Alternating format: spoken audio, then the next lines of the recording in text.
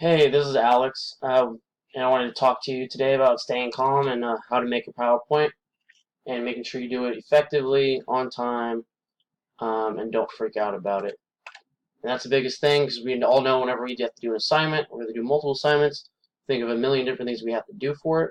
And unlike other assignments where simple finish to end, we tend to, with PowerPoints, think we have to do a lot. So then everything becomes overcrowded. We start stressing about it, feel like we're not putting enough in, where simpler is always better. So never overthink, and that's going to be one of the biggest things. Take everything one thing at a time. Make it simple, make it interesting. When you present facts, make sure the facts follow the same thing, that the idea.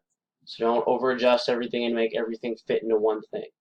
You need to present it small, smoothly, and every picture and every slide doesn't have to have something. You just need to tell a story and kind of create a timeline. Now, one thing we always seem to do too with PowerPoints, we're kind of afraid to like leave empty spaces or not have something there. Use notes. Um, Whenever you're putting out facts and doing other things like we talked about before, you can overdo things, and you want to be able to limit your words. So this doesn't mean put no words. The most important things that you want to display, put them on the PowerPoints. But for everything else, this is not a summary or an essay. Say it, and then use the pictures to kind of grab everyone's attention or to exemplify what you're talking about. Other big part of this too, creating a story like we talked about before, a timeline. So everything you do should connect. So an easy way to do this to make them follow along with you and understand your ideas better, have it match image-wise, design-wise, variety-wise, along with what you're talking about. Have it all seem to fit together as you're walking through. You don't want them to be separate slides. Now, when you are presenting facts, and you're presenting numbers specifically, you need to keep their attention. You need to make sure they're listening. So to get them to connect, make sure you use graphs, use numbers. Don't heavily rely on this. Keep these limited, and make it something that still grabs their attention.